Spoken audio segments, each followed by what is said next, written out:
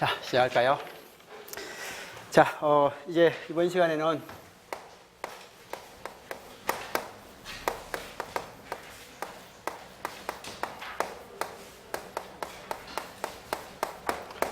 전기기기 문제입니다. 자, 역시 전기기기 문제도 평상시에 문제 유형하고 약간 다른 게 있어가지고 이게 체감 난이도는 진짜 많이 힘들었을 것 같아요, 시험장에서. 근데 시험 끝나고 문제를 천천히 풀어보면 거의 대부분 기본 문제하고 유사하구나라는 걸 알 수 있는 그런 형태의 문제가 많았습니다. 그래서 이게 시험장에서는 진짜 많이 힘들었을 것 같아요. 특히 국사하고 국어 때문에, 그죠? 그게 말려가지고 거기에 힘들어 버리면 이건 더 힘든 그런 형태의 문제 같습니다. 근데 뭐 나머지 그냥 기본적인 개념에서 조금씩 응용해서 나와가지고요, 전체적으로 푸는 문제도 좀 쉽게 풀 수 있는 문제들이 많았고 해가지고 많이 어려운 타입의 문제는 아니었던 것 같습니다. 자, 한번 보도록 합시다. 1번입니다. 문제 1번요. 제가 이 문제를 딱 보기 시작한 게 제가 저번 주 토요일에 어디 가가지고 화요일 날 올라와가지고 문제를 딱 폈는데요. 1번이 나오더라고요. 그래서 1번이 나오는데 제가 수업하면서 이거 나왔는데 할까 말까 고민하다가 안 했던 파트가 딱 여기 있죠. 그죠? 그래서 이걸 안 해가지고 와, 어려운 거, 이것 때문에 이런 것들 많이 나왔나 해가지고 긴장을 확 하고 봤거든요. 근데 보니까 1번만 좀 그렇고요. 나머지는 그냥 좀 적당하게 할 수 있었던 것 같아요. 돌격형입니다. 근데 1번이 어쨌든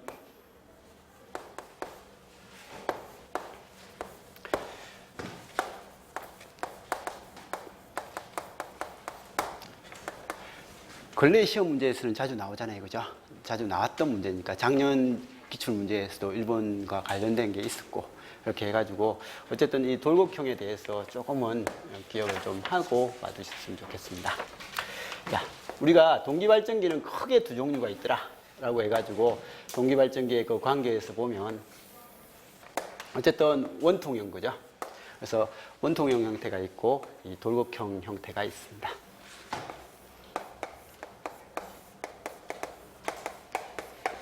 자, 그래서 이런 형태가 있는데 이 원통형은요, 여기에 전기자의 권선이 있을 때 이 계좌 쪽에서 여기 빈 공간이 크기가 똑같잖아요, 그죠? 그래서 공극의 크기가 어디든지 똑같은 형태로 존재하고요. 근데 돌격형은 이쪽은 공극이 작고요. 공극이 작고 이쪽은 공극의 크기가 넓죠, 그죠?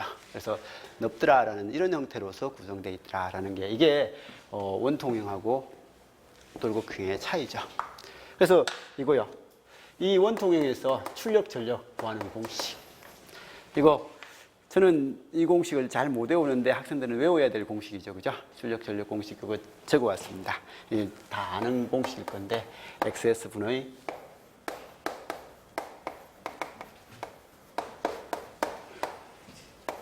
뒤에 건 근데 눈으로만 대충 보잖아요, 그죠? 이건 잘 안 외우는데 작년에 어쨌든 기출문제에서 나왔습니다.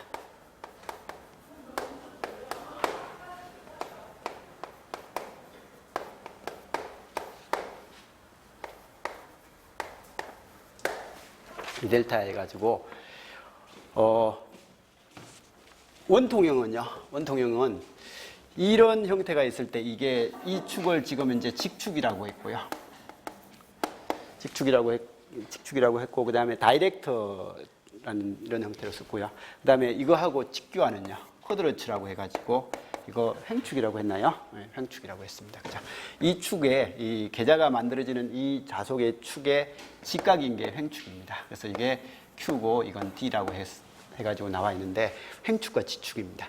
그럼 여기도 코일을 이렇게 도선을 이렇게 집어넣어가지고 이렇게 감아 놓으면 이것도 축이 이렇게 나올 겁니다. 그러면 이것도 직축이고요.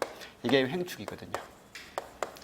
횡축일 때, 이때 지금 이제 여기에 유기 기전력하고 외부에서 그런 단자 진압과 부하각이죠, 그죠? 부하각의 형태고, 이쪽 이런 형태가 될 때, 이 원통형은 항상 이쪽에서 존재하는 루설 리액턴스 성분과 이쪽의 직축의 루설 리액턴스 성분이 같아요. 같기 때문에 이 원통형은 무조건 이건 뭐가 된다고요? XD하고 XQ가 크기가 같기 때문에 두 번째 항목은 0이죠. 그래서 0이기 때문에 그냥 원통형 계산할 때 우리 이걸로서 많이 했습니다. 그래서 모든 동기발전기의 기본 회로 해석을 할 때는 다 이걸로 했거든요. 이걸로 했는데 여기에서 이제 부차적으로 이 돌곡형이 돼버리면 이쪽하고 이쪽이 지금 이제 형태가 다르잖아요. 그죠? 다르면 누설 리액턴스 성분도 다를 거고 전기자 반작용에 대한 크기도 다를 거라는 거죠. 그래서 크기가 다를 거니까 리액턴스 성분이 다르게 등장을 해요. 그래서 다르게 등장을 하는데 자, 장년기출 문제예요. 장년기출 문제는 이게 요런 형태가 아니라 여기에 영구자석형으로 돌곡형을 만들어 놓으면요. 자석을 이렇게 붙여가지고 돌곡을 만들어 놓으면 이 영구자석형만큼은 이게 직축과 행축의 크기가 같대요. 그게 단수로 적혀 있습니다, 책에. 그래서 장년기출 문제는 영구자석형에서 직축과 행축의 리액턴 성분의 크기가 같다라고 해가지고 여기서는 이 값이 0으로 나온. 그래서 작년 시험 문제에서 XD하고 XQ가 어떻게 된다고요? 같더라라고 하는 이런 문제가 하나 있었습니다. 근데 그건 영구자석형이었고요. 지금은 영구자석형에 관련 게 아니니까 지금 현재는 이걸 보면서 정리를 해 주셔야 됩니다. 자, 그러면 이제 이번 시험 문제는 이런 관계를 아느냐에서 그러면 여기서 이제 하나씩 읽으면서 정리를 해 보도록 합시다. 횡축은요, 계작 원선의 자속축과 전기각으로 90도 차이가 있더라. 그래서 이게 지금 이제 계좌자속의 자속축이죠, 그죠? 이 축과 직각으로 되어 있는 이 축을 횡축이라고 하더라. 뭐 이건 일본은 당연한 말이고요. 그 다음에 행축 방향의 공극의 길이가 직축 방향에서 이 공극 길이보다 어떻게 된다고요? 길더라. 이건 맞죠, 그죠? 횡축일 때는 공극이 5밖에 안 생기는데 직축일 때는 공극이 이만큼 생기거든요.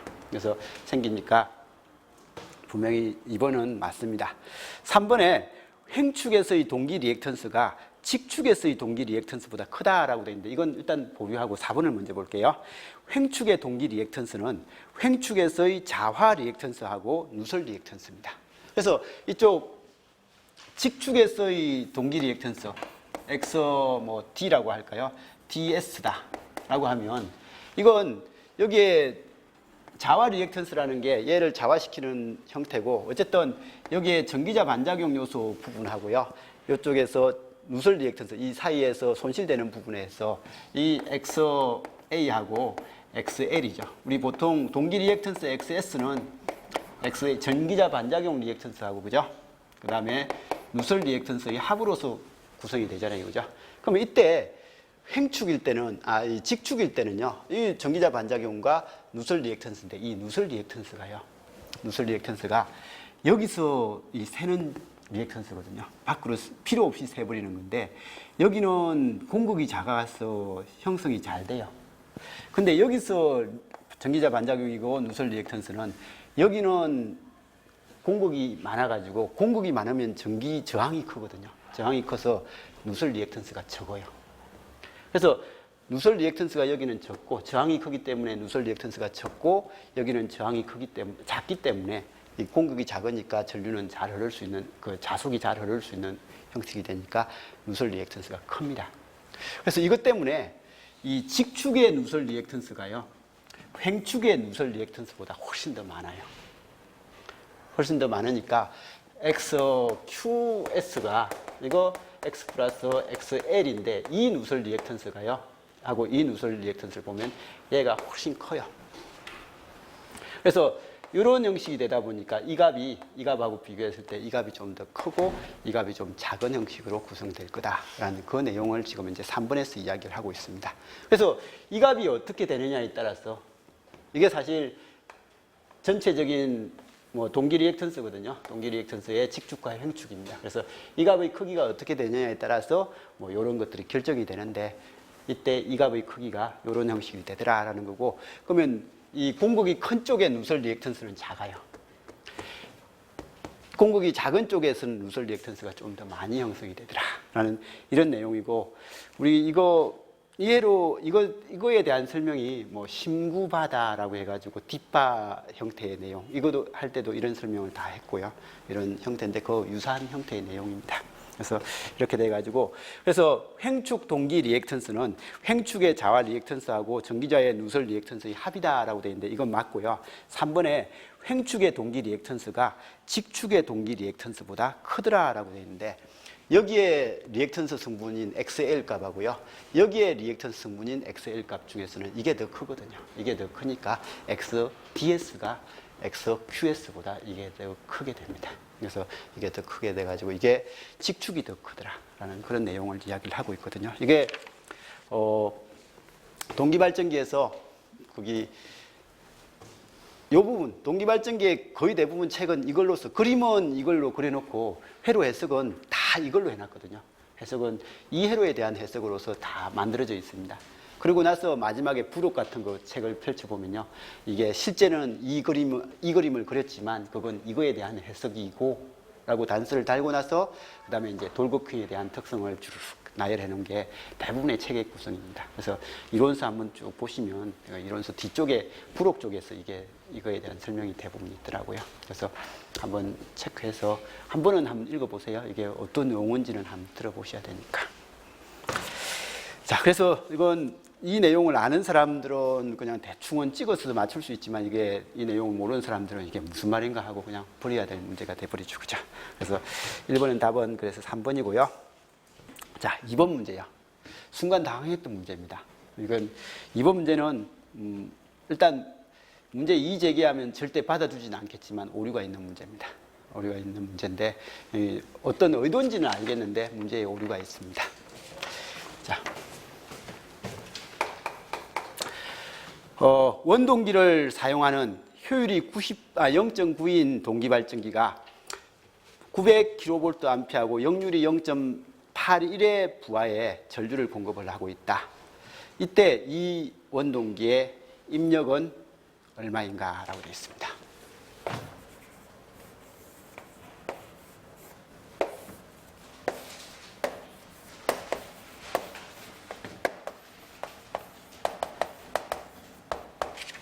이거거든요. 근데 이게 지금 이제 발전기입니다. 동기발전기고 효율이 얼마라고요? 효율이 90%래요. 근데 나오는 게 발전기에서 어떤 값, 우리 발전기에서 어떤 출력 주어지면 이건 실제로 내부에서 만들어진 출력이 아니라 항상 발전기 단자에 나오는 거죠. 그죠?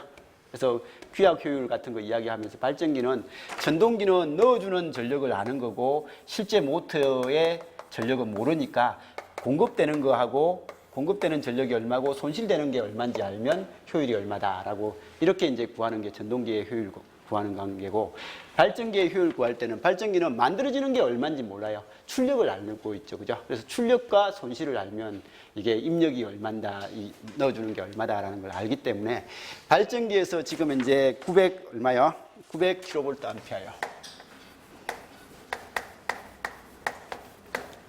이런 값이 적혀 있는 것은 발전기의 출력단이죠. 이 출력단에서의 관점입니다. 그러면 이 제너레이터가 효율이 90%인데 출력이 900이라는 거죠. 그러면 이 제너레이터의 거기 실제적으로 발생시키는 크기는 얼마라고요? 이거는 90%가 900이니까 자기는 1000입니다. 그죠? 그래서 1000kVA가 모터의 크기입니다. 근데 지금 이제 이 모터가 아니라 제너레이터의 크기인데 이 제너레이터를 전기를 발생시키려면 원동기 가지고 돌려야 되잖아요. 그죠? 그러면 원동기 가지고 돌려줘야만 이런 형태가 될 건데 그러면 이걸 돌린다고 가정을 하면 이게 지금 이제 얼마라고요? 지금 이 원동기의 크기가 효율이 얼마라고 되어 있습니까? 0.81인데 이때 이 원동기에서 입력이 얼만데? 라고 그렇게 물어봤습니다. 그러면 이 81%요. 81%의 효율을 가진 게 이게 효율을 가진데 넣어준 게 얼마인지 모르는데요. 여기 투입 전력은 얼마인지 모르는데 미지수 X라고 합시다. X가 얼마인지 모르는데 81% 효율로서 제너레이터가 되는 거예요. 제너레이터가 되니까 81% 한 개 1000이라는 거죠. 그래서 이 X에다가 코사인 0.81요. 0.81을 한 개에 얼마가 난다고요? 1000kVA니까 X는 뭐가 된다고요? 0.81분의 1000kVA. 그래서 원동기 입력은 이 정도의 입력이 가해지는 거예요. 이런 걸 가해야 이거의 효율이 81%니까 발전기에서 실제 발전하는 것은 이게 1000kVA가 되니까. 그래서 사실은 이게 답인 거예요. 근데 이 문제에서 거기 문제의 출제자가 의도는요, 원동기의 입력에 킬로와트가 얼마냐. 이게 볼트 암페어가 아니라 킬로와트로 물어봤으니까, 이것은 이 역률을 고려해가지고 이 역률에 대해서 되니까 이 값이 얼마요? 1000kV 암페어니까 역률 0.81을 하면 이게 와트가 되잖아요. 그죠? 그래서 와트가 되니까 이게 0.8이라고 없어져가지고 나온 결론이 답이 이게 1000으로 나온 것 같아요. 그래서 이거 문제가 원동기 입력을 제가 생각했을 때는 킬로볼트 암페어로 그냥 표현을 해야지 이걸 효율이 81%라고 역률이 81이라고 해서 지금처럼 0.81을 곱해가지고 되는 문제는 아닌 것 같거든요. 아닌 것 같은데 뭐 단위를 와트라고 물어봤기 때문에 역률을 곱해서 문제화시킨 것 같습니다. 그래서 원동기 입력은 사실은 이게 돼줘야 되는 거고요. 이게 돼줘야 되는데 이 값에서 0.81이 곱해져가지고 약분돼서 1000이 나왔다라는 그런 의도입니다. 그래서 문제의 의도는 이렇게 되고 이런 건 이의제기해봤자 뭐 받아주지 않는 형태의 타입이라서 뭐 그냥 이의제기를 안 했는데 어쨌든 이런 형태의 문제입니다. 문제의 출제자의 의도가 이거인 것 같습니다. 자, 3번요. 직류 전동기에 대한 설명이다. 옳지 않는 것이라고 되어 있습니다. 직류 분권의 분권 직류 전동기는 단자 전압 및 계자 전류가 일정하고 전기자 반작용이 무시될 때 속도 토크 특성은 선형적으로 변한다라고 하는 거, 그죠? 그래서 분권 우리 이론 공부하면서 이런 거 많이 했죠, 그죠? 그래서 이게 속도고 이건 토크입니다. 토크에서 뭐 여기에 토크가 속도가 0일 때 기동 토크고, 그죠? 여기는 토크가 없을 때 뭐 회전 속도입니다. 무구속에 관련된 그런 속도가 나온 거고, 이 관계에서 이거 선형적으로 이렇게 속도가 커질 때 이런 관계다라는 거, 그 이야기를 하려고 하는 것 같아요. 그래서 속도 토크 특성이 선형적으로 이렇게 바뀌더라, 직선적이더라는 거죠, 그죠? 그 다음에 타여자 직류 전동기의 속도는 계자 전류, 전기자 전압, 전기자 저항을 변화시킴으로써 조절할 수 있다라고 했는데, 타여자요. 뭐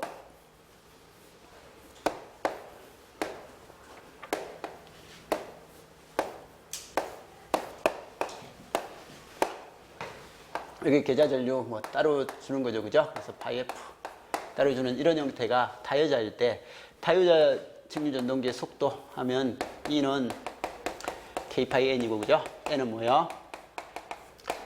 K 파이 분의 E고, 이때 여기 E 형식이고 여기는 단자 전압 보이고 여기 들어가는 전류는 IA, RA 해서 나온 게 V는요 IA, RA 더하기 E다. 즉 E는 뭐야? 이 공식이니까 맨날 등장하는 게 이거죠, 그죠? K5의 그래서 이렇게 돼가지고 우리 직류 전동기의 속도 특성은 다 이거잖아요, 그죠? 그래서 이런 형식을 보시고, 그러면 이때 단자 전압을 조절하면 조절되고, 그 다음에 전기자 저항을 조절해가지고 속도 조절하고, 그 다음에 파이 조절하면 파이는 여기니까 이 계자 전류를 조절해가지고 자속 조절을 해서 지금 현재 속도 조절을 할 수 있더라라고 했던, 맨날 했던 이야기이고, 이거 모르는 사람은 아무도 없을 거고, 그죠? 그래서 타여자 직류 전동기의 속도는 계자 전류하고요, 전기자 전압하고 전기자 저항을 변화시킴으로써 속도 조절을 할 수 있더라. 그 다음에 직권 직류 전동기는 직류 전동기 중에서 가장 큰 기동 토크죠, 그죠? 그래서 직류 전동기 하면서 이 직권 같은 경우에는 뭡니까? 전차 같은 거, 그죠? 그런 것들을 돌릴 때 사용하는 거, 엄청 기동 토크를 크게 해서 사용하는 것 해가지고, 얘 같은 경우는 제곱 곡선이 돼가지고 토크하고 속도가 이런 곡선이 나타나잖아요, 그죠? 그래서 속도가 작아지면 작을수록 토크는 커지고, 속도가 커지면 토크는 작아지고 하는 이런 형태로 나타나게끔, 이게 이제 비선형 특성을 나타내는 부분이고요. 그래서 직류 직권은 이런 형태가 되더라라는 것 정도 봐두시고요. 그래서 자동차 변속기 같은 거 사용하는 부분에서 다 이런 형태가 되더라. 그 다음에 가동 복근 직류 전동기는 직근과 분근의 결합 형태로서 각각의 장점들을 포함하고 있다라고 해가지고 가동 복근은 분근하고 직근 합쳐놓은 거다. 이거 맨날 그림이니까 뭐 크게 문제는 없을 것 같습니다.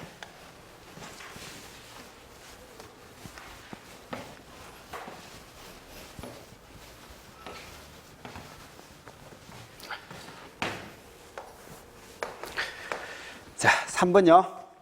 Y결선에 순간전압이 1200V고 그 다음에 주파수가 50Hz에서 6극의 삼상 동기발전기가 있다. 이 발전기의 주파수가 60Hz일 때 순간전압은 얼마가 되냐? 단 계좌전류는 5A로 일정하다. 이건 계좌전류가 5A라는 것은 전혀 의미 없죠, 그죠? 일단 파이가 일정하다. 계좌전류 IF가 일정하니까 자속 파이도 일정할 거다라는 이거고요. 자, 그러면 동기발전기의 기전력 구하는 공식, 이는 뭐야?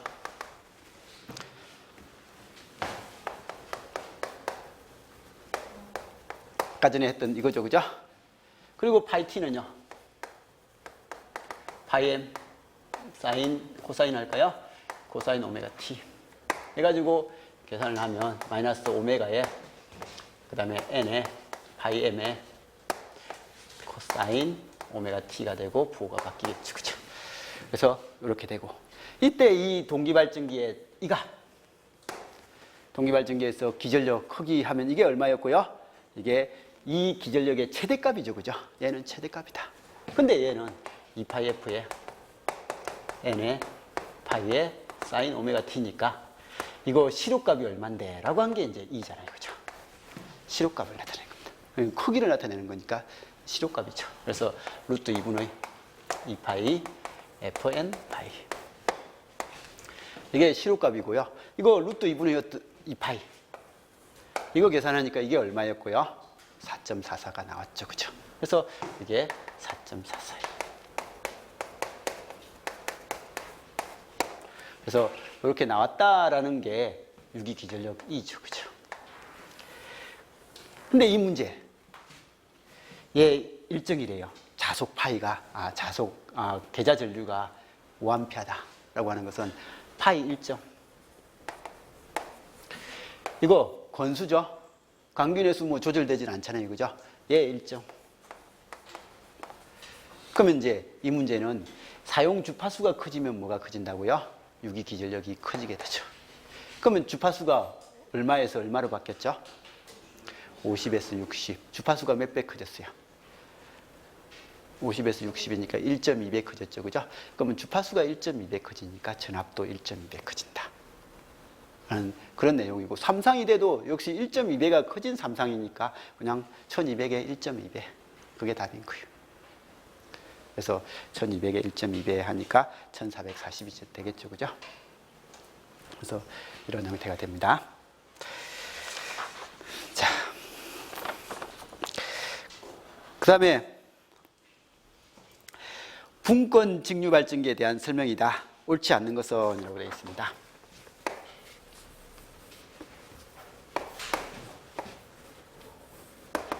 분권이 나오면요, 그냥 단지 수식과하고 그런 걸 생각을 하지 말고 항상 그림 그리세요. 타여자 나오면 타여자에 대한 그림 그리고, 분권 나오면 분권 그림 그리고, 이렇게 좀 해주시고요.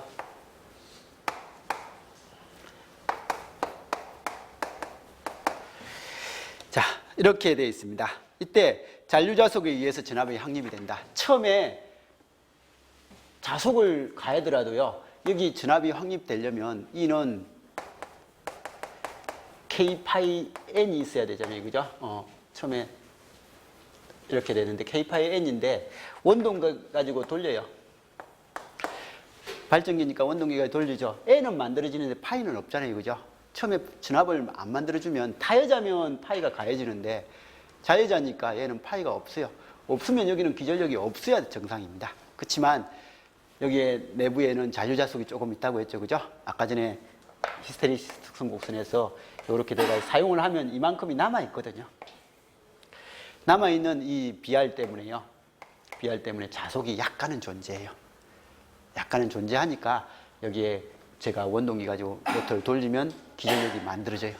그러면 이 기전력이 만들어지면 진압이 커지니까 전류가 증가해가지고 이제 자기 전류가 이쪽을 들어가니까 자속이 이제 자기가 만들어져서 자속을 키워서 쭉 하다 보면 어느 진압까지 만들어지죠. 그래서 이게 IF하고 그죠? 이 형태를 보면 처음에는 약간이 만들어져서 이렇게 올라가다가 어느 순간 되면 부하가 돼가지고 이렇게 무부하 부하 곡선이 이렇게 만들어지는 이런 형태가 되고, 부하가 딱 정격이 이 정도면 이 정격에 이런 형태가 만들어지는 거. 이게 전압의 확립 과정이잖아요. 그죠? 그래서 전압의 확립이 되는 거. 이때 초기에 전압을 만들어서 할 수 있는 이유는 여기에 있는 게 이 잔류자속이 남아있기 때문에 가능하다라고 이야기했던 거. 맨날 이야기하는 내용이죠. 그 다음에 부하 전류가 증가하면 타여자 직류 발전기보다는 전압 강화가 커진다라고 되는데요. 자, 이건 자여자하고 타여자의 차이는 딱 이거 하나밖에 없어요. 타여자는 외부에서 IF를 가하고 있고요.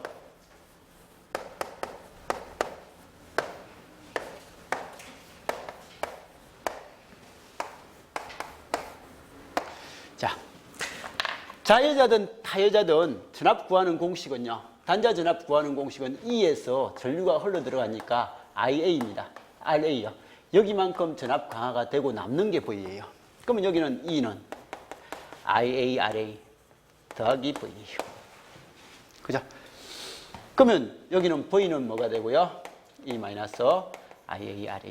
이건 발전기죠? 발전기 이렇게 될 겁니다. 여기도 똑같습니다.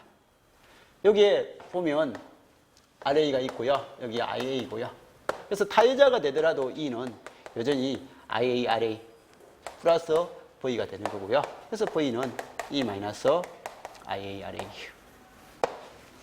자, 그러면 이런 것은 동작 원리가 똑같아 보여요. 자여자하고 타여자는. 근데 지금 문제는요. 부하 전류가 증가하면요. 부하 전류가 증가하면 여기 전류가 많이 흘러야 돼요. 그럼 어쩔 수 없이 여기는 전류를 많이 흘려줘야 되죠. 그죠? 그럼 전류가 많이 나가야 돼요. 그럼 전류가 많이 나가면 여기 전압이 어떻게 돼요? 소모되는 전압이 많죠. 전압은 같아요. 전압은 같은데 소모되는 전압이 많으니까 단자 전압이 어떻게 된다고요? 약간 감소해요. 근데 이 약간 감소할지 많이는 감소 안 해요. 그럼 여기도요. 여기도 부하가 많은 부하가 요구되면요. 많은 부하가 요구되면 여기 전류도 커져요. 그러면 커지면 여기 소모되는 전압이 커지죠. 커지면 여기에 소모되는 전압이 커지니까 여기 단자 전압이 역시 똑같이 감소해요. 근데 이것까지는 똑같이 감소가 돼요. 근데 문제는 여기는 여기 소모되는 전압이 감소하더라도 여기 나오는 자속의 크기는 이건 타여자잖아요. 그죠? 이것 때문에 결정되는 거니까 얘는 자속은 일정이에요. 자속은 일정한데 여기는요. 여기는 단자 전압이 약간 감소하면요. 이 분권 계좌 건선의 양단 전압이 줄어요. 이게 주니까 이쪽으로 들어가는 전류량이 어떻게 되겠어요? 약간 감소해요. 이게 약간 감소하면 만들어주는 자속 파이가 약간 감소해요. 그러면 이 값이 약간 감소하면 E는요. K 파이 N이잖아요. 그죠? 이 파이가 감소하니까 이 전압 자체도 어떻게 된다고요? 약간 줄어들어요. 줄어드니까 전류가 많이 요구되니까 이게 악순환 돼버리면 이 전압이 타다닥 줄어들어가지고 이렇게 크기가 많이 줄어들 수 있죠. 그죠? 그래서 이게 부하가 적을 때는 거의 유사한데요. 부하가 큰 부하가 요구되고 하면 이런 것들이 조금은 타여자보다는 자여자가 이렇게 좀 더 영향을 많이 받는다. 그 이야기를 하고 있는 게 지금 2번입니다. 부하 전류가 증가하면 타여자 직류 발전기보다는 전압 강화가 자여자가 분권이 어떻게 된다고요? 분권이 약간 더 전압 강화가 많을 수 있다라는 그런 내용이요. 그건 다 이것 때문이에요. 그래서 전압 강화가 많아져가지고 여기 단자 전압이 줄어든다라는 그런 이야기를 하는 거예요. 그래서 이게 외부 특성 곡선이죠. 여기 IA죠, 그죠? IA이고 단자 전압 보이면 무부할 때 이만큼일 때 이게 나오는 게 정상적인데 이게 자여자가 될 때, 분권이 될 때 떨어지는 게 약간 떨어지기도 하고 타여자도 약간 떨어지기는 하는데 얘가 좀 더 많이 떨어진다라는 그런 이야기를 하고 있는 겁니다. 그래서 외부 특성 곡선을 이야기하고 있는 게 지금 이제 2번이고요. 자, 그 다음에 단자 전압이 내려가면 계좌 전류가요. 이건 말도 아니에요. 1, 2번을 전혀 몰라도 3번은 틀렸다는 건 알아야 됩니다. 왜요? 봐요. 단자 전압이 여기죠. 이전압이 내려가면 이전압이 감소해요. 이전압이 감소하면 계좌저항이 일정한데, 계좌저항이 일정한데 전압이 감소하니까 전류가 어떻게 되겠어요? 전류는 줄어들 수밖에 없죠. 전류가 늘어날 이유가 없는 거예요. 그래서 분권을 그림을 그려놓고 보면 당연한 말이 되는 겁니다. 그래서 단자전압이 감소하면 계좌전류는 감소할 수밖에 없다. 그 다음에 계좌저항을 증가시키면 유기기전력은 감소한다. 봐요. 여기에 계좌저항을 하나 추가해가지고 증가시켜 넣어버리면요. 여기 흐르는 전류가 어떻게 되고요? 전류가 감소하고, 계좌전류가 감소하니까 계좌자속이 어떻게 된다고요? 줄어들고, 계좌자속이 줄어드니까 파이가 작아지니까 기전력은 어떻게 된다고요? 감소할 수밖에 없다라는 그런 내용이죠. 그죠? 그래서 이런 이야기를 하고 있더라. 그래서 이건 1, 2, 4번을 몰라도 3번이 틀렸다는 건 알아야 됩니다. 네, 그렇게 되셔야 되고요. 자, 그 다음에요. 사극에 7,500W고요. 60Hz의 삼상유도 전동기가 있다.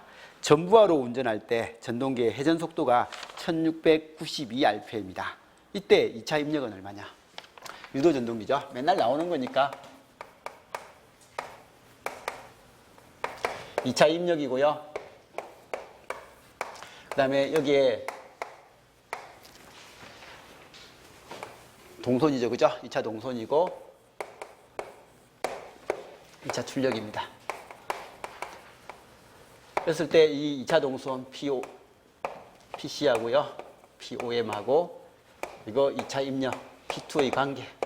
이거 다 알고 있잖아요. 그죠? 1대 얼마요? 이런 관계 정도는 알고 있을 거고, 그죠? 그러면 이런 관계를 알고 있을 때 지금 이제 유도전동기의 P가 얼마라고요? P가 7,500W, 7.5kW라고 했던 이게 어디에 해당되는 값이에요? 4극 7,560Hz 삼상유도전동기. 어디라고요? 이건 기계적 출력 쪽이죠? 자, 출력 쪽입니다. 그래서 여기가 7,500이래요. 7,500이고요. 그때 이게 얼마냐? 라고 물어봤으니까 일단 답은 1, 2번은 지우면 되겠네요. 그죠? 2차 입력이 얼마냐라고 물어봤으니까 손실 부분이 있을 거니까 1, 2번 지우고요. 자, 그러면 이때 2차 입력을 풀려면 어떻게 할 건데? 라고 하니까 우리 POM은요 1-S분의 1의 P2인가요? 뭐 이런 관계 해가지고 P2는 해가지고 잘못됐나요?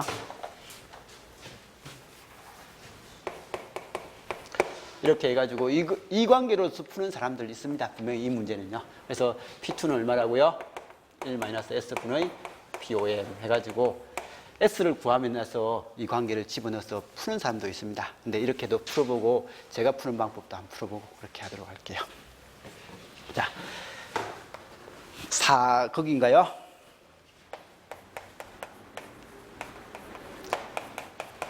일단 동기속도 얼마요?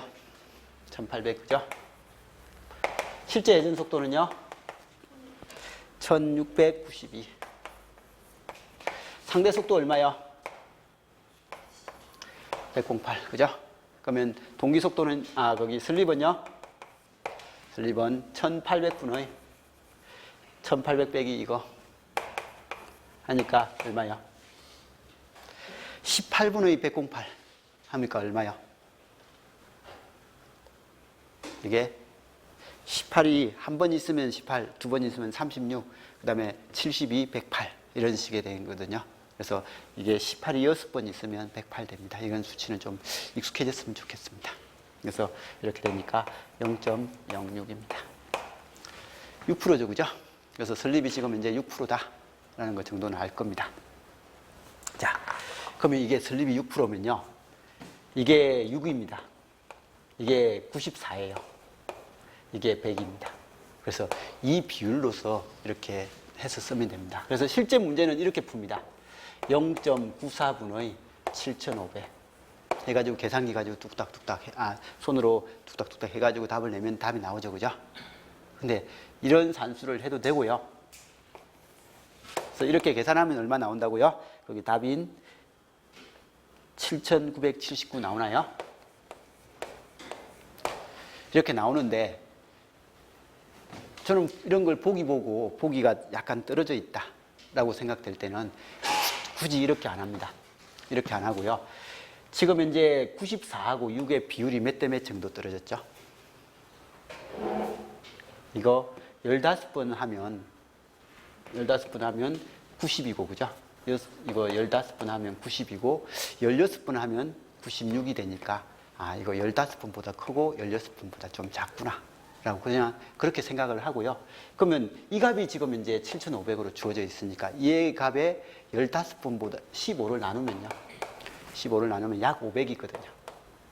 약 500인데 16번을 나눠야 될 부분도 있으니까 500보다 약간 작은 값. 이렇게 그냥 생각을 합니다. 그래서 얘는 500보다 약간 작은 값.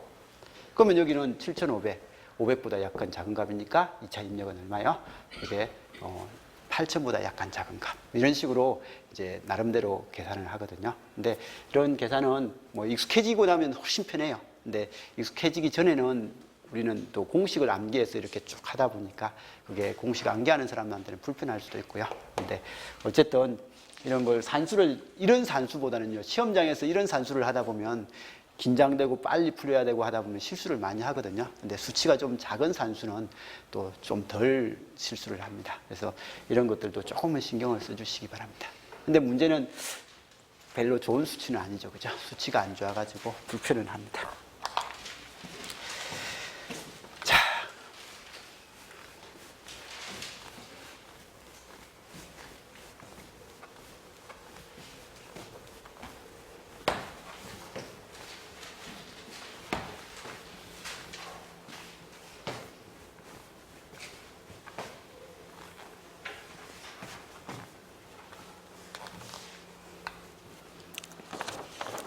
7번입니다.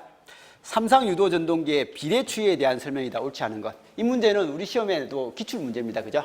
뭐요? 비례추이 할 수 없는 게 뭐다?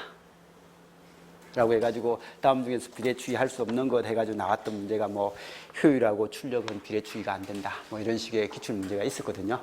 그래서 그 기출 문제를 아는 사람은 나머지를 안 보시고 봐도 이건 답은 바로 나옵니다. 답은 바로 나오는데 어쨌든 권선형 유도 전동기에 있어서 2차 회로의 비례추이에 대한 설명이다. 옳지 않은 것 했는데 비례추이는 권선형에서만 하죠. 그죠? 권선형에서만 하고 농형에서는 안 한다라는 것도 중요했고 그 다음에 그러면 농형에서 비례추이하고 유사한 특성을 나타내는 거 그때 비례추이 특성을 나타내기 위해서 하는 방법이 뒷바 그죠? 그래서 뒷바라는 그런 형태하고 이중농형 뭐 이런 식으로 사용하면 이게 비례추이 효과가 나타나더라. 뭐 이런 관계도 한번 좀 기억을 해두시고요. 자, 어쨌든 권선형 유도 전동기에 있어서 2차 회로의 저항을 변화시킴으로 해서 이게 이 비례추이 나오면 항상 이 그림이죠. S가 1, S가 0. 일반적인 유도 전동기 그림, 그죠? 이렇게 되고 이런 그림에서 이게 Tmax. 그죠? 그래서 됐을 때 기본 저항일 때는 이거더라. 근데 이게 이런 모양이 그 저항, 2차 저항을 조절하면 이런 모양이 됐다가 이런 모양이 됐다가 이런 모양이 되는 거더라. 근데 이 비례추이 왜 했죠? 이 비례추이 왜 했습니까? 라고 하면 이것 때문에 했죠. 설립이 0일 때고 설립이 1입니다. 설립이 1이라는 말은 무슨 말? 정지되어 있는 건데 정지되어 있는 전동기를 돌리려고 할 때 하니까 이 토크요. 이 토크가 기동 토크죠. 그죠? 그래서 비례추이를 하는 이유 중에 대표적인 게 기동 토크가 이거거든요. 근데 시동을 탁 걸려고 하는데 토크가 작아요. 작으면 처음에 회전을 어떻게 해요? 잘 안 해요. 기동 토크가 작으니까 회전을 안 해요. 회전을 안 하는데 여기에 전류는요. 이렇게 흘러요. 거의 이렇게 흐르거든요. 기동 전류가 꽤 커요. 근데 그 상태가 얘가 좀 큰 기기 같은 경우에는 지속 시간이 길어져요. 작은 기기는 기동 토크 관성이 작아가지고요. 휙 돌아가니까 큰 문제는 없는데 큰 기기 같은 경우에는 관성이 커가지고요. 처음에 시동을 탁 걸 때 기동 토크가 작으면 속도가 천천히 돌아가는데 전류는 계속 흘러요. 그러면 큰 전류가 지속 시간이 길어져 버리면 타서 망가지더라는 거죠. 이것 때문에 이걸 2차 저항을 조절해 가지고 시동을 걸 때만큼은 기동 토크를 키우는 거죠. 기동 토크를 키워서 이렇게 시동을 걸고요. 그러면 기동 토크가 크니까 빨리 회전을 할 거잖아요. 그죠? 그럼 빨리 회전을 하면 이때 2차 저항을 이 정도 올라가다 보면 2차 저항을 탁 바꿔요. 바꿔버리면 이제 이렇게 해서 해가지고 하면 나중 되면 2차 저항이 이제 실제 저항으로 이렇게 되게끔 해주는 이런 방식이 이게 유도 전동기에서의 기본 개념이잖아요. 그죠? 그래서 이런 관계를 좀 잘 생각하면 이게 무슨 말인지는 다 이해할 수 있는데 어쨌든 기동 토크를 키우기 위해서요. 키우기 위해서 2차 저항을 달아서 사용을 하더라. 그래서 이렇게 하면 기동 전류도 조절을 할 수 있는 거고요. 그래서 이렇게 해서 사용을 하더라라는 것 정도는 봐주시기 바라고요. 그래서 속도 토크 특성에서 최대 토크는 증가하지 않더라. 2차 저항을 바꿔도 TM은 일정하더라. 이건 맨날 나오는 거고, 그죠? 그 다음에 비례추이를 이용하여 기동전류를 감소시킬 수 있더라. 그래서 기동전류를 줄어들게 하고 저항이 크니까 전류가 줄어들죠. 그러면 전류가 줄어들면 소송 가능성이 작아진다는 거죠. 그래서 소송 가능성을 줄이는 거고. 그리고 이제 기동 토크를 키우기 위해서. 여기는 안 적혀 있지만 더 중요한 게 기동 토크를 키우기 위해서 이렇게 2차 저항을 달아준다라는 정도를 기억을 해 두시기 바라고요. 그리고 비례추이에서는 출력이라든지 효율 같은 것은 비례추이가 안 되더라라는 게 나오니까 이 관계 알아서 봐두시고, 그죠? 자, 8번은요, 자기와 관련된 내용 하면서 우리 수업 시간에 많이 했습니다. 그냥 이건 지금은 설명은 뭐 드리기 그러니까 그냥 결론만 기억을 합시다. 전기회로하고 자기회로요.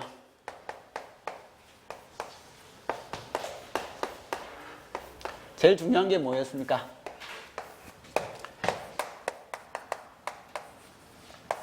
그죠? 여기에 기전력을 가해가지고 회로에 전류 올려주더라. 뭐가 존재할 때요? R이 존재할 때. R은 로의 A분의 L이고 또는 시그마 A분의 L이더라. 이게 다였죠, 그죠? 이거에 비해서 자기회로는요. 자기회로는 이렇게 자기회로가 이 강자성체로 구성되어 있는 이런 형태니까, 그죠? 이때 기자력이죠. 이 강긴횟수 N이고 전류 I를 해가지고 기자력 NI를 가해가지고 흘러가는 건 뭐였어요? 자속 파이죠. 자속 파이고 자기장 뭐야? RM은 μS 분의 L이더라. 그래서 자기장은 이거더라. 그래서 이때 단위 면적당 전류요. 단위 면적당 전류를 우리는 전류 밀도 J라고 했고, 그죠? J하고 똑같은 것은 이 개념하고는 단위 면적당 자속 파이가 되고 이건 우리는 자속 밀도 B하고 같더라라는 것 정도는 같이 이야기를 했던 거. 그래서 전기회로하고 자기회로의 관계 정도는 항상 기억을 하자라고 이야기했죠. 그래서 이런 거고. 그래서 자속 파이, 자기회로에서는 자속 파이일 때는 전기회로에서는 전류 I고요. 그 다음에 자기회로에서의 기자력은 전기회로에서는 기전력이 되고, 자기회로에서의 자기저항은요, 전기회로에서는 전기저항이라고 부르고, 그 다음에 자기회로에서의 퍼미언스라고 하는 것은요, 퍼미언스는 자기저항의 역수예요. 자기저항의 역수를 퍼미언스라고 알면, 그러면 전기저항의 역수는 뭐라고 불러요? 저항의 역수를 뭐라고 불러요?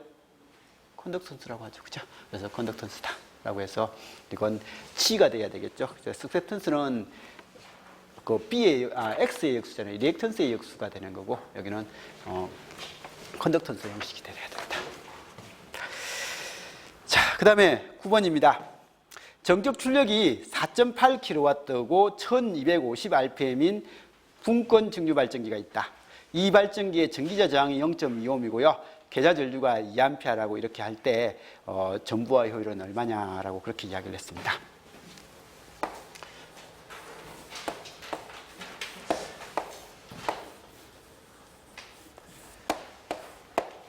출제자가 누군지 모르겠는데 직권이 많아요. 직류가 많죠, 그죠? 전체적으로 계산 문제가 직류가 좀 많은데 어쨌든 좀 직류 쪽을 좋아하는 사람 같아요. 다 직류 관점이 좀. 그리고 요 관점 지금 분권 직류 발전기라고 하면 무조건 이 그림 그리라고 했습니다. 그림 안 그리고 사용을 하면요, 머릿속으로 이게 탁 떠올라 있으면 안 그려도 되겠지만 그게 아니라면 그림 그리고 하세요. 출력이 4.8kW예요. 발전기 출력은 무조건 이쪽입니다. 여기 출력을 모릅니다. 발전기 실제 출력은 모릅니다. 그래서 나오는 단자 쪽으로 우리가 체크할 수 있는 건 단자라고 했습니다. 그래서 4.8kW고요. 그리고 N이 지금 이제 얼마요? 1250 RPM이고요. 그 다음에 전기자 저항이 0.25ohm이고요. 그 다음에 계좌 전류가 이쪽으로 흐르고 있는 전류가 2A래요. 2A라고 할 때 전부하 효율은 얼마냐? 라고 물어봤고요. 단자 전압은 얼마요? 100V래요. 그리고 철손과 기계손은 500W예요. 그래서 요겁니다. 전부하니까 그냥 이대로 하면 되죠. 그죠? 자, 여기가 100V예요. 100V인데 4.8kW예요. 부하 전류 얼마예요? 100V에 4.8kW니까 얼마요? 이건 48A죠. 그죠? 그래서 이건 부하 전류가 48이다 라는 걸 알려주는 말입니다. 그러면 여기 48이고요. 여기 2예요. 48하고 2니까 나눠진 거니까 여기 공급되는 전류 IA 얼마요? 50이죠. 그죠? 자, 그러면 여기서 소모되는 전압을 알 수 있죠? IARA 얼마요? 10V죠. 그러면 여기 소모되는 전압이 10V입니다. 그러면 유기기전력 E 구하는 공식은 뭐 맨날 공식적으로 할 때 E는 뭐야? IARA 플러스 V가 된다라고 해가지고 100 더하기 10 해가지고 110이다. 이렇게 하는데 뭐 이건 의미 없잖아요. 그죠? 그냥 여기 10V 소모되니까 이게 뭔지 모르는데 10V 소모되고 남는 게 100이니까 여기는 얼마라고요? 110이죠. 그래서 가끔씩은 이게 질문이기도 하고 이게 질문이기도 하잖아요. 그죠? 문제에서. 그래서 이 관계 모르는 거 하나도 없죠? 자, 그러면 이제 효율입니다. 효율은 공급한 것 중에서 받은 거잖아요. 그죠? 근데 공급한 건요, 이게 공급된 거예요. 그러면 100V에 나가는 전류 얼마요? 100V에 나가는 전류 얼마요? 죄송합니다. 110V에 나가는 전류는 50A. 그래서 P인이 얼마예요? 이건 50 곱하기 110 하니까 5500이죠. 그죠? Pout은요? 얼마요? 요거죠. 4800. 근데 이거 말고도 손실이 있죠. 그죠? 눈에 안 보이는 손실. 그게 철손이잖아요. 그죠? 철손 얼마요? 500.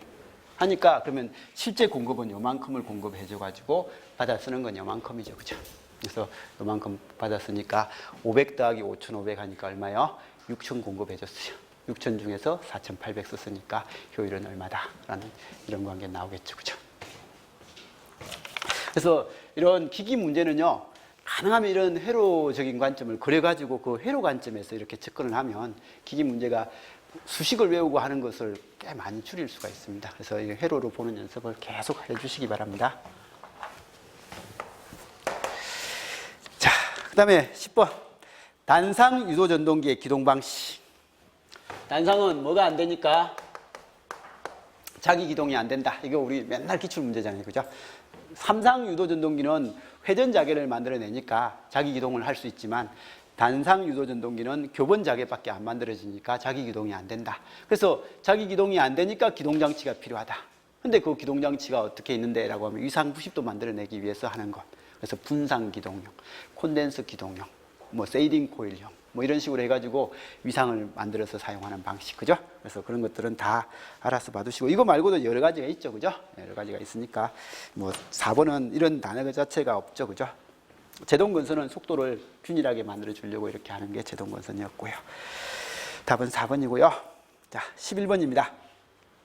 변압기에 연결된 부하가 증가하면 어떤 일어나는 현상으로서 옳지 않은 것은 이라고 되어 있는데, 부하가 증가한다. 변압기에 연결된 부하, 전류가 많이 흐른다는 거죠. 그죠? 부하가 증가한다는 말은 많은 전류를 공급해 준다라는 거고요.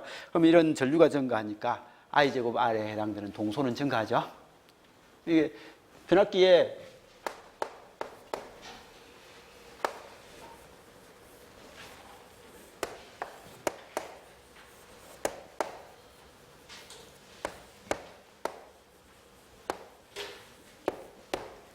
변압기 등가회로잖아요. 그죠?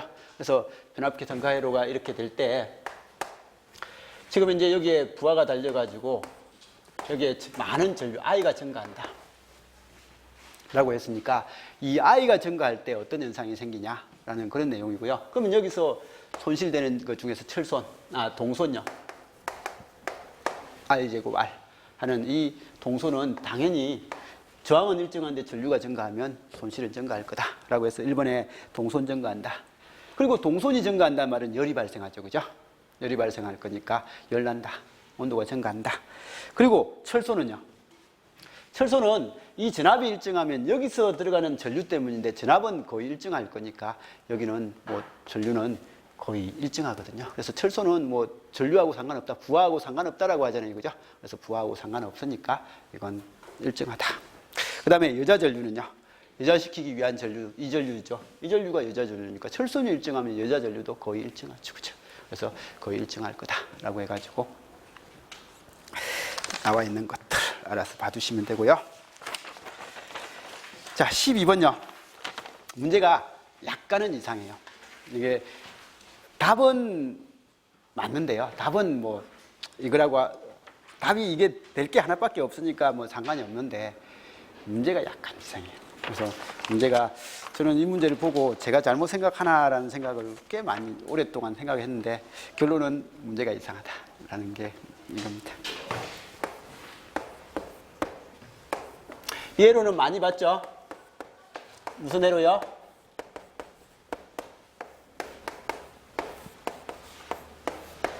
이것만 있을 때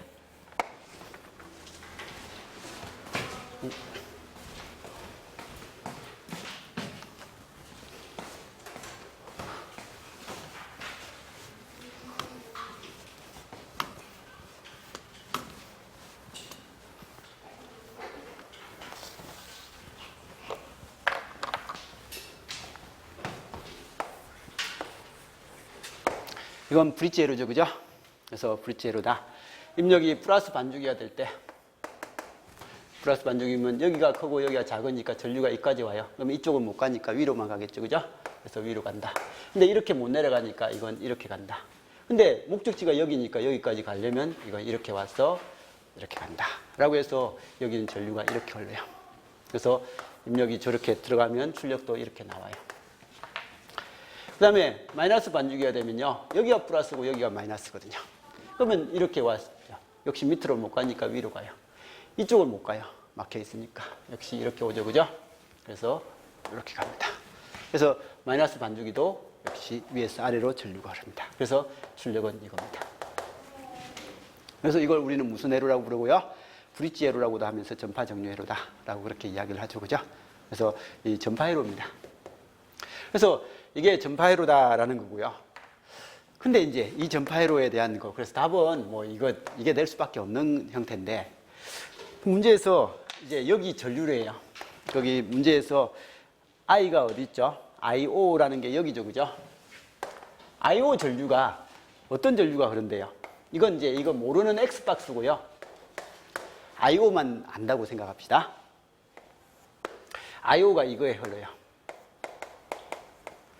그러면 여기 흐르는 전류는 어떻게 될 건데? II는 어떻게 될 건데? 라고 하면요. 여기 전류가 플러스 반주기 동안에도 이렇게 흐르려면 이 전류는 이렇게 흘러서 가야 돼요. 그래서 이 전류는 II도 당연히 이렇게 흘러야 돼요. 근데 마이너스 반주기도 이렇게 흐르려면요. 마이너스 반주기는 전류가 이렇게 흘러가잖아요. 그죠? 이렇게 흘러가니까 여기 전류가 이게 되려면 이쪽에서는 이렇게 와서 이렇게 가서 이렇게 가야 되거든요. 그러면 처음에 내가 잡았던 전류의 방향과 어떻게 돼요? 반대가 된다 라고 되니까 얘는 분명히 여기서 전류폼은요, 여기서 전류폼은 이 반대가 되는 이런 모양이 돼야 되는 건 지극히 당연한 겁니다. 그래서 지극히 당연한 거니까 이걸 따로 보면요, 따로 보면 얘하고 얘는 그냥 둘 다 플러스 반주기 동안에는 이거하고 이게 나오고 마이너스 반주기 동안은 이거하고 이게 나온다라는 것은 의심할 여지가 없는 형태입니다. 근데 문제는 여기에 코일이 있으면서 이 코일을 달아주는 이유는요, L이 크다라고 하면 직류 만들어주는 거 맞거든요. 그래서 직류 만들어 주는 거 맞으니까 우리가 얘가 없을 때는 이게 맞는데 얘가 있으면요. 이게 이렇게 되는 거거든요. 직류를 만들어 주니까 평화를 시켜 주는 거니까. 그래서 평화를 시켜 주니까 이게 맞습니다. 그래서 출력 전압이 교류가 아니라 이 문제는 직류가 나와야 돼요. 그래서 직류가 나와야 되고, 그래서 이 직류가 나오면 이 IO도요, 직류에 대한 전류가 이렇게 쭉 흐르는 게 이게 맞는 겁니다. 맞는데 이게 그림이 파형이 교류 파형은 코일이 있다는 거 이 자체 때문에 이건 교류가 되는 게 아니라 직류가 돼 줘야 되는데 직류 파형으로 안 나왔기 때문에 얘는 문제에 좀 잘못된 부분은 있습니다. 근데 뭐 그걸 모른다고 해서 답을 모르는 건 전혀 없으니까 이 제기를 해도 이건 뭐 받아주지는 않을 것 같습니다. 근데 어쨌든 잘못된 겁니다. 여기는 이 코일이 존재함으로 해서 교류가 나오는 게 아니라 직류가 나오는 겁니다. 이게 교류가 아니라 이건 직류는 맞죠? 직류는 맞는데 이렇게 볼록볼록한 형태가 아니라 거의 평평하게 평활된 형태로 나옵니다. 평평하게 펴져서 나오는 게 정상입니다. 그래서 답은 1번입니다. 자,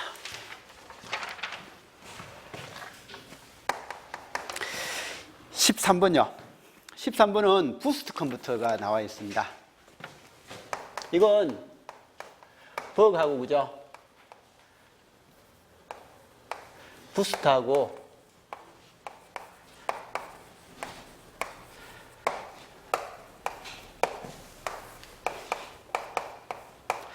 축하고 이런 네 종류의 DC-DC 컨버터를 아느냐라는 질문이죠. 그죠? 그래서 DC-DC 컨버터를 아느냐 라는 거고, 그렇게 많이 힘든 건 아닙니다. 야, 아무튼 이게 버그하고 부스터하고 버그부스터, 그 다음에 축, 이 네 가지에서 이거 용도가 뭐라고 했죠? DC-DC 중에서도 버그 컨버터는 강압을 그죠? 그 다음에 부스트는 키워야 된다. 부스트는 푹 한다고 해가지고 키워야 된다. 승합이었죠. 그죠? 승합이었고, 버크부스트는요. 이거는 승합도 가능하고 강압도 가능한.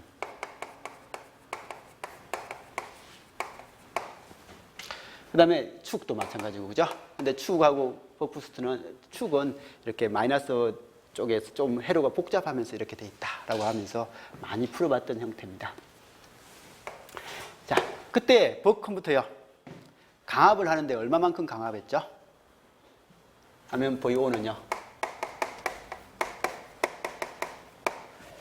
듀티비만큼, 그죠? 그래서 듀티비만큼이 강압이 되더라. 승합이 될 때는요. 1-T분의 1의 V인이었죠, 그죠? 그래서 이렇게 되는 게 부스터였고요. 버크부스터는요. 1-T분의 T의 V인 해가지고 이건 축하고 버크부스터는 승합과 강압이 다 되니까 이렇게 됐다. 그래서 이게 듀티가 50% 이상이면 얘 같은 경우에는 0.5보다 크면 0.5일 때가 딱 1이거든요.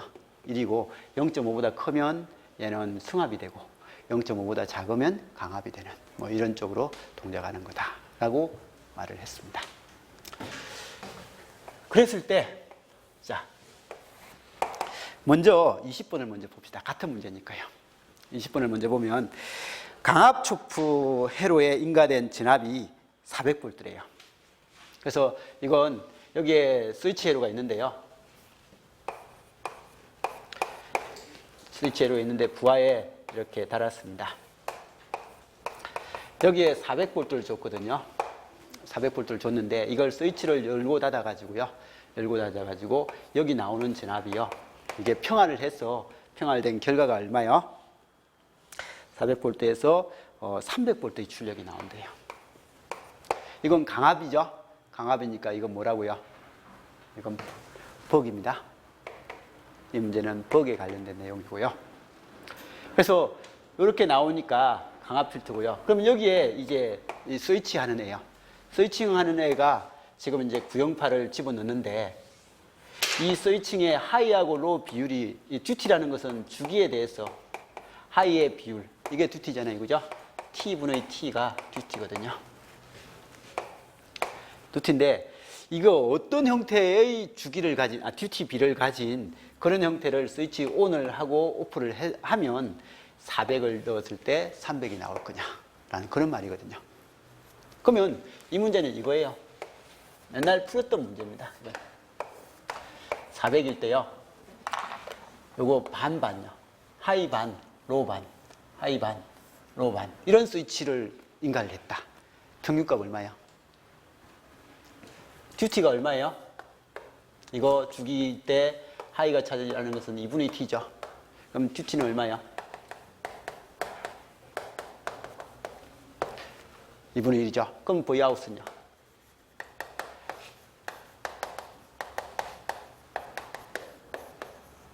이렇게 해가지고 이게 200이 나오잖아요. 그죠? 이게 이건 거예요. 반파 구형파의 평균값은 반이다. 뭐 이렇게 이야기한 거예요. 그래서 이게 200인 거예요. 이게 평균값이 된 거잖아요. 그죠? 그래서 평균값이 된 거거든요. 그럼 지금 문제는 200이 아니라 출력이 얼마라고요? 300이잖아요. 그죠? 그럼 이게 300이면 여기가 300이 되려면요. 이거 이렇게 해가지고는 안 되고 어떻게 해야 되겠어요? 하이를 좀 길게 해야 되겠죠. 그죠? 그래서 하이를 길게 해가지고 이런 식으로 하면 이게 300이 가능할 거잖아요. 그죠? 그죠? 그러면 이게 400인데 이게 300이 되려면 얘가 얼마가 돼야 돼요? 듀티가 얼마가 되면 이런 현상이 생기겠어요? 이게 4분의 3이겠죠. 그죠? 그래서 이 문제는 400이 300이 나왔다라는 그 말 때문에 듀티가 4분의 3이다라는 걸 알려준 거예요. 그래서 듀티가 4분의 3이다라는 걸 알려준 문제고요. 그러면 듀티가 4분의 3인데 여기 사용 주파수가 얼마예요? 라고 딱 정해져 있잖아요. 그죠? 주파수는 얼마예요? 예, 스위칭 하는 이 주파수요? 2000Hz인가요? 그러면 주기 얼마예요? 2000Hz니까 주기는 얼마요? 2000분의 1이니까 500ml잖아요. 그죠? 500 마이크로죠. 0.5mm니까. 그죠? 그래서 이게 500 마이크로예요.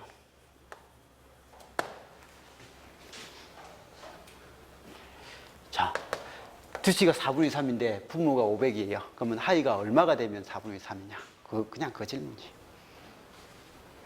그러면 4분의 3은 5분의 3.75잖아요.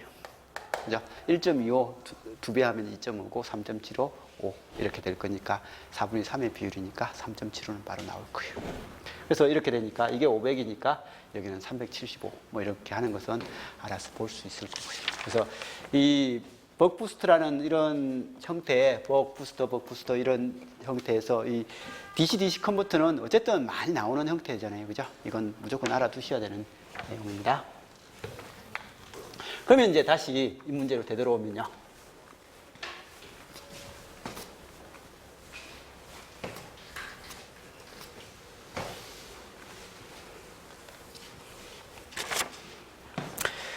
자, 이 문제에서는 그러면 부스트 컨버터로 속도 제어를 할 수 있는 전동기. 그러니까 지금 이제 전동기의 속도 제어 하면요. 크게 두 가지입니다. 세 가지를 알아야 되네요. 속도 제어는 딱 세 가지를 알아야 됩니다. 뭐요? 직류 전동기. N은 뭐요? E는 K-파이 N이니까 N은 K-파이분의 2고 E가 거의 마이너스 IARN의 K-파이다. 라고 해서 직류 전동기는 속도 제어할 때 전압 제어, 저항 제어, 그 다음에 자속 계좌 제어죠. 그죠? 그래서 이렇게 되더라. 그 다음에 교류 전동기, 동기기요. 그냥 교류 전동기 할까요? 전동기 해서 이건 동기기, 그죠? 동기기는 속도 제어 어떻게 해요? 동기기는 속도 제어 안 한다가 속도 제어죠. 그죠? 동기 속도는 정해져 있잖아요. 그죠? 물론 주파수를 제어하면 동기 속도 가능해요. 그래서 동기 속도 얼마예요? F인데 이거 주파수 결정되어 있는 파워 꽂으면요. 극수를 그 안에서 조절하고 극수 제어하고 주파수 제어하면 분명히 됩니다. 근데 기본적으로 여기는 극수 제어, 주파수 제어를 안 하는 쪽이죠. 딱 정해져 있는 형태니까. 그래서 동기 전동기는 속도 제어를 안 한다라는 게 기출 문제잖아요. 그죠? 7급 기출 문제의 그래프로 동기 전동기의 속도 제어 방법 답은 이거잖아요. 그죠? 토크가 아무리 바뀌어도 속도 제어 안 되더라라는 거. 그래서 이런 것들이 동기전동기는 속도 제어를 안 하더라. 그 다음에 이제 유도전동기는요. 유도전동기의 속도 N은요. 1-SNS죠. NS가 되고, 이거 1-S에 P분의 120F 해가지고, 이런 유도전동기 쪽에서 속도 제어는요, 극수 제어, 주파수 제어가 실제로 일어나죠. 그죠? 그래서 실제로 합니다. 그리고 더 많이 하는 건 뭐야? 우리 설립 제어. 그래서 이 설립 제어 할 때 많이 썼던 게 아까 전에 나왔던 2차 저항 제어. 이런 것도 나오고, 계좌 제어도 나오고, 뭐 여러 가지 나왔었습니다. 그죠? 그래서 이런 관계를 세 가지 속도 제어 형태를 정확하게 이해를 한 사람은, 이거 부스트네? DC인데? 그럼 DC 나올 때는 DC 가지고 할 수 있는 것은 이거 아니잖아요. 그죠? 얘도 아니잖아요. 직류 전동기가 DC 쪽이니까, 이건 속도 제어를 이걸로 하겠네. 이런, 그게 다죠. 그죠?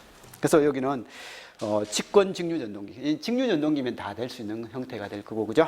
그 다음에 유도 전동기라든지 동기기 뭐 이런 것들은 다 답이 될 수가 없는 형태입니다. 자, 그 다음에 14번. 계기용 변류기하고요. 계기용 변압기에 2차 척에 연결된 계기를 교체하려고 한대요. 그래서 교체하려고 할 때 이때 2차 척을 어떻게 해놓고 교체를 해야 되냐 하는 그런 내용입니다. 그래서 이런 건데, 계기용 변압기 PT요. 그죠? 1차 척에 큰 전압이 있을 때 2차 척으로 낮춰서 쓰는 거죠. 그죠? 낮춰서 쓰는데 이제 2차 회로가 이렇게 연결되어 있었습니다. 근데 이 2차 회로를 교체하고자 한다. 그 다음에 계기용 변류기. 여기도 어쨌든 전류를 이제 조절하는 거고, 여기는 전압이니까 N이 엄청 크고 작은 거고, 그죠? 이쪽은 전압이 비고 전류비는 이쪽 전류보다 이쪽 전류가 더 작게 해야 되겠죠. 그죠? 그래서 이땐 이런 형식으로 가면서 하는 것밖에 없는 거고요. 그래서 여기에 CT가 될 겁니다. 둘 다 트랜스 형태의 모양이죠. 그죠? 부하가 연결되어 있습니다. 근데 이때 이 2차 측에 부하를 변경시키고자 한대요. 바꾸고자 한다. 이때 이걸 바꾸려면 회로를 어떻게 만들어 놓고 바꿔야 되는데, 이때 계기용 변류기는요, CT 같은 경우에는 전류가 기본 전류, 여기 전류가 결정되면 이게 1이면 이건 N분의 1인가요? N분의 1이라는 전류가 흘러야 되니까 얘는 단락시켜 놓으면요, 이 전류는 이 전류에 비해서 흐르고 있고, 그때 이 회로를 교체할 수 있다라는 그런 내용이고요. 그래서 이렇게 해가지고 교체해서 다시 연결해 놓고 단락을 끊으면 이게 정상적인 형태가 된다는 거죠. 근데 이걸 만일에 잘못해가 이렇게 단락 안 시키고 그냥 바로 끊었다가요, 끊을 때까지는 상관없는데 다시 붙이려고 탁 하면 위험하죠. 그죠? 이게 탁 닿으면 위험하니까, 전류가 콕 흘러버리면 안 되니까. 그래서 이걸 단락시켜 놓고요.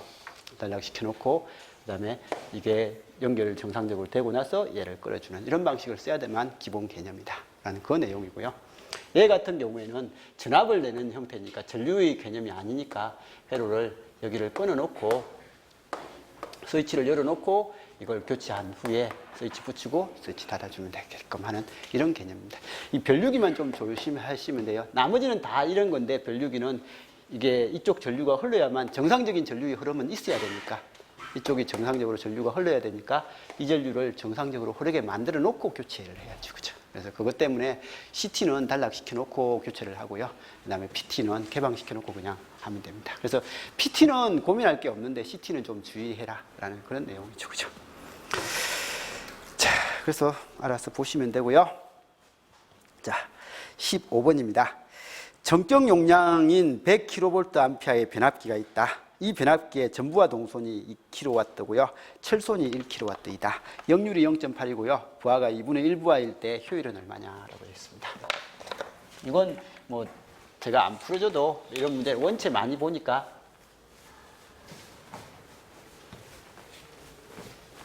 다 아실 겁니다.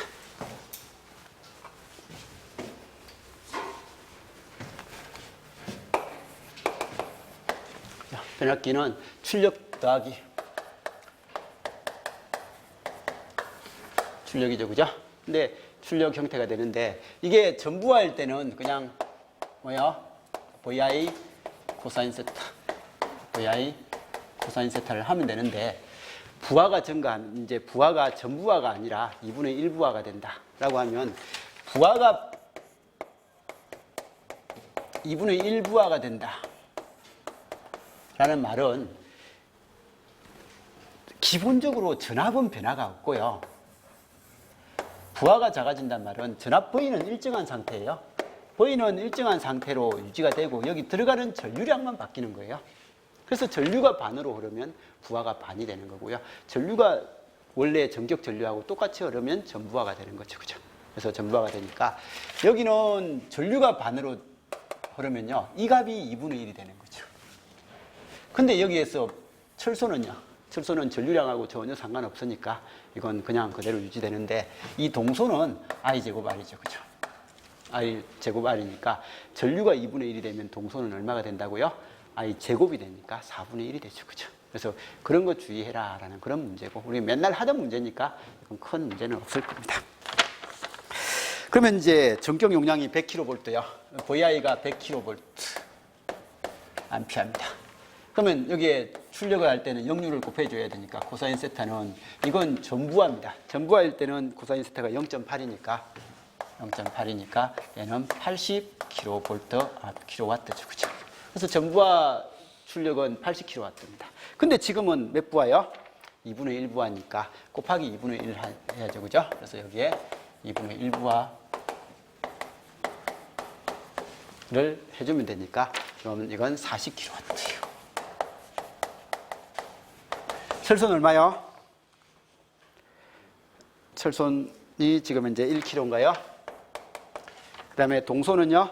동소는 전부하 동손이 2kW죠? 전부하 동손이 2kW니까 실제로 동소는 얼마요? 이제 2분의 1부 하니까 4분의 1이 되니까 0.5죠.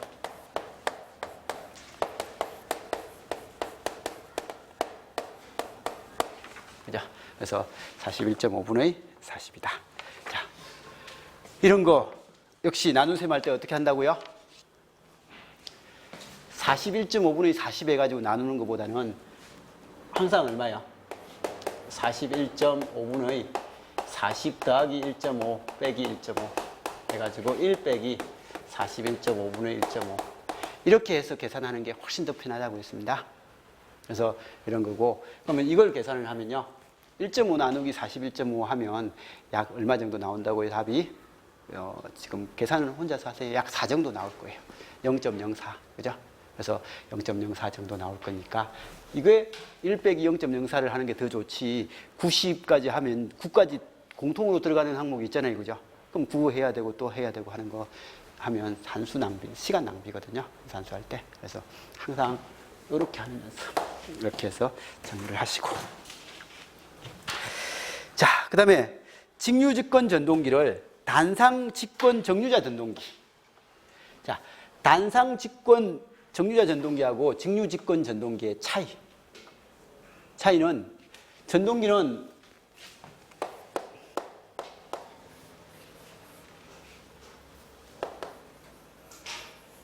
직권 전동기는 이거잖아요. 그죠? 이거 직권 계좌 건선입니다. 직권 계좌 건선 파일을 이렇게 넣어주죠. 어쨌든 직류직권 전동기입니다. 그래서 여기에 DC 전압을 직접 걸어주는 것은 직류직권이고요. 근데 여기에 DC 전압을 걸지 못하고 우리 가정에서는 뭘 집어넣어줘요? AC를 걸어주잖아요. 그죠? 단상교류를 집어넣어줘요. 그럼 단상교류를 집어넣어주면 얘를 뭘로 만들어가지고요? 전원회로를 이용해서 AC를 DC로 이렇게 변환을 해가지고 이걸 넣어주는 직류전동기에 넣어주는 이런 형태의 꼴로를 만들어주는 게 이게 뭐라고요? 지금 이제 단상직권 정류자 전동기입니다. 그래서 정류자를 이용해서 이렇게 하면 얘가 우리는 여기는 이런 직류가 들어가지만 얘는 이런 직류가 들어가잖아요. 그렇죠? 그래서 이런 직류가 들어가 버리니까 어떻게 되겠어요? 균일한 형태가 되는 게 아니라 조금은 들쑥날쑥한 형태. 그죠? 그래서 이 완전히 평활이 안 되면 완전히 안 되면 약간 들쑥날쑥한 형태가 된다. 그래서 그런 특성을 이해하느냐라는 그런 질문일 뿐이에요. 그래서 이런 형태고요. 그래서 직권 직류 전동기를 단상 직권 정류자 전동기를 사용하기 위해서 교류를 인가했을 때 옳지 않은 것, 효율이 나빠지겠다. 아무래도 일정하게 가해지는 것보다는 나빠질 수 있다. 그 다음에 계좌 건선이 필요 없다. 말도 아니고요. 계좌 건선이 필요 없진 않겠죠, 그죠? 그래서 이게 없어지면 뭐 돌아가질 않는데. 그래서 이런 거고요. 그 다음에 정류가 불량하다. 아무래도 좀 정류가 약간 불량한 형태가 될 거고요. 역률도 떨어진 형태가 될 겁니다. 근데 이거 많이 써요. 집에서 쓰는 대부분의 뭐 드라이 돌리고 하는 이런 모든 것들요. 다 이런 지금 이제 단상 직권 정류자 전동기거든요. 그래서 그런 형태니까 이거 뭐 답은 이런 거다라는 정도는 좀 알아두시기 바라고요. 그 다음에 17번요. 역시 수업 시간에 안 했던 내용입니다. 스태핑 모터요. 근데 이 문제만큼은 그래도 대충 알죠, 그죠? 스태핑 모터 이거 한 칸씩 한 칸씩 돌려주는 클럭 하나마다 이렇게 하나씩 돌릴 수 있게끔 만들어 놓은 게 스태핑 모터입니다. 요즘 뭐 서버 제어 해가지고 제어 쪽에서 제일 많이 쓰는 그런 개념이니까 알아서 봐주시고요. 양방향 회전이 가능하다. 플러스 마이너스 다 가능한 형태죠, 그죠? 그리고 위치라든지 속도, 방향 제어를 할 수 있다. 그 다음에 3번은 스태핑 모터가 뭔지만 알면 3번은 무조건 답으로 찍을 수 있는 거예요. 한 칸을 했을 때, 클럭 하나를 줬을 때 움직이는 게 그 스텝당 그 각도죠, 그죠? 그래서 스텝 각이 하나를 줬을 때 움직이는 각도예요. 근데 그 각이, 스텝 각이 작으면 작을수록 1회전 한 바퀴 돌 때요. 한 바퀴 모두 탁탁탁탁 돌아가지고 한 바퀴 돌 때 이게, 스텝 수는 적어진다가 아니라 당연히 많아지겠죠, 그죠? 그래서 이게 그 시계추 생각하면 되잖아요. 1초마다 한 칸씩 가잖아요. 그죠? 그러면 이거 60번 돌아야만 한 칸이 도는데, 1초, 한 번 칵 돌아갈 때 5칸, 5까지 온 거면 이건 12번만 해도 한 바퀴 돌 거니까 이게 당연히 스텝 각이 작으면 작을수록요. 한 칸 움직일 때 여기서 이 클럭이 들어왔을 때 움직이는 이 각 세타가 작으면 작을수록 이게 더 많이 해야만 한 바퀴 돌 거다. 이건 당연한 말이니까 알아서 봐주시면 되고요. 자, 18번요. 이건 수업 시간에 전기 이론 하면서 했던 내용인데요. 근데 그때 대충 했고 제대로 안 해가지고 뭐 이걸 풀었을, 저기요. 반장은 이거 풀었나요? 맞추긴 했는데 그냥 대충. 여긴요. 혹시 여긴요? 이거 그냥 센스가 있으면 이거 대충 이거 아닐까라는 이런 쪽이죠, 그죠? 대충으로 풀었는 거고, 정확하게 이제 아시는 분들이야 뭐 했는데, 전기론 하면서 그냥 원리적인 이야기만 하지 이걸 가극성이다, 감극성이다라는 걸 보여주기만 보여줬지 이런 식으로 안 했거든요. 근데 문제는 진짜 좋은 문제 같아요. 정확하게 가극성과 감극성을 이해하고 있냐? 라는 그런 질문을 이제 한 겁니다. 자.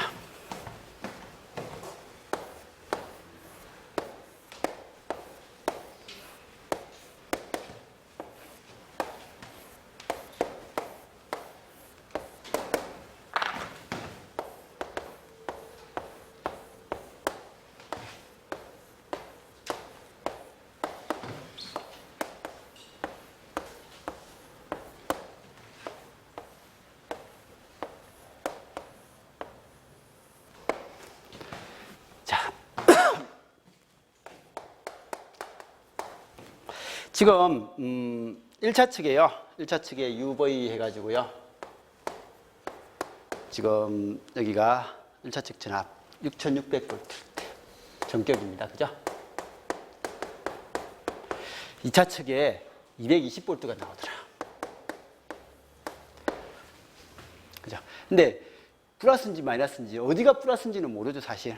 근데 이렇게 나올 거다. 그래서 대충 잘 찍은 사람은 뭐 이런 형식이 나왔을 것 같은데요. 어쨌든 이런 형식이 나오더라. 그러면 이 말에서 의도하고자 하는 것은 전압비가 6600대 220이다 라고 하면 30대 1이죠. 그래서 전압비가 30대 1이니까 감긴 횟수가 몇 대 몇이다? 30대 1이다. 그래서 첫 번째 이 조건에서 이야기하는 것은 건선비가 30대 1이다 라고 하는 이런 내용이죠. 그죠? 그렇게 해놓고 그러면 이제 실제로 1차 측에 가한 전압은 몇 볼트라고요? 120볼트를 가했어요. 120볼트를 가했으니까 2차 측 전압은 몇 볼트겠어요? 이건 4볼트겠죠. 그래서 실제 여기 전압은 4볼트고요. 여기 전압은 120볼트입니다. 그러면 이거 똑같은 문제라고 하면 여기 120볼트일 때요. 여기는 4볼트예요. 근데 이 4볼트가 어떤 방향으로 생기느냐에 따라서 답은 124가 될 수도 있고 답은 116이 될 수도 있어요. 그래서 이 문제의 답은 124 아니면 116입니다. 그죠? 그래서 이런 형태가 되는 거고, 이때 지금 이제 이렇게 감았어요. 이렇게 감았으면 전류가 이렇게 흐르죠? 이렇게 흐르니까 자속이 이렇게 커져요. 그러면 이 커지는 자속을 2차 측에서 이제 되면 여기 부하가 연결되어 있겠죠, 그죠?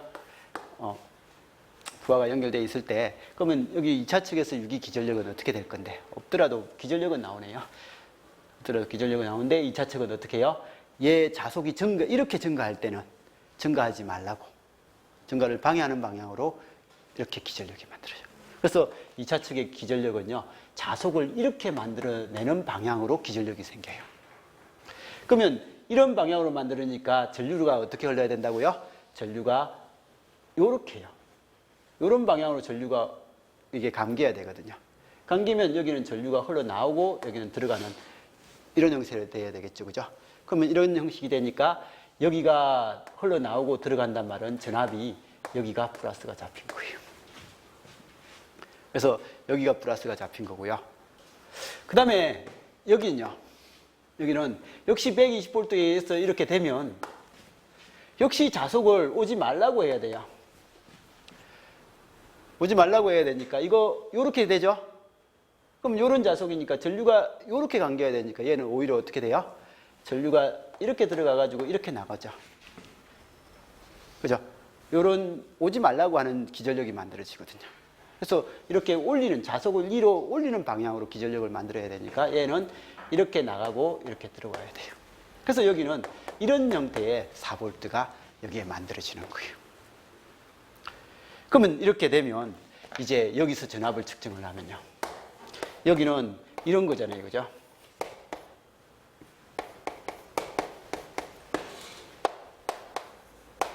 그럼 테스트기 가지고 이 양단 전압 측정하면 몇 볼트인데? 라고 하니까 여기는 120볼트고 여기는 4볼트니까 차이값은 얼마야? 여기는 116이죠. 근데 여기는 여기 120볼트인데요. 여기는 마이너스로 4볼트죠. 하니까 이거 120 빼기 마이너스 4 하니까 124볼트가 형성이 되겠죠.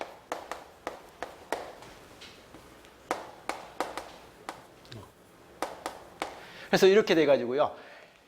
이런 식으로 이 전압이 공급 전압보다 작으면요. 작은 이런 형식이 감극성이고요. 이런 형태가 이런 전압보다 더 크게 나오는 이런 형식이 되면 이게 가극성이 되는 거예요. 그래서 극성에서 가극성과 감극성을 이렇게 점으로 안 찍고, 점으로 찍지 않고 이렇게 표현해주는 그냥 좋은 문제였던 것 같아요. 이걸 한번 이제 나오면 학생들은 이런 것들에 대해서는 인지를 잘 할 수 있을 것 같아가지고요. 그래서 여기는 116V가 답입니다. 자, 그 다음에 부하 전류가 40A고요.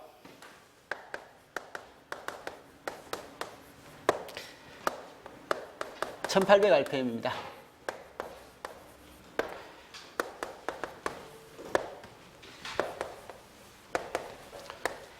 토크가 20kg 중입니다.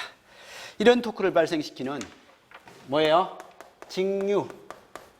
또 직류잖아요. 그죠? 그래서 이번 친구는 문제를 누가 냈는지 모르겠는데 직류를 참 좋아하는 것 같아요. 근데 직류가 문제 풀기는 제일 쉽잖아요. 그죠?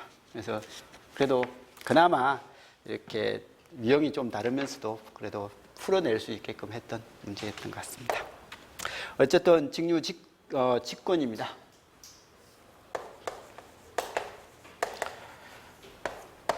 자, 직류직권.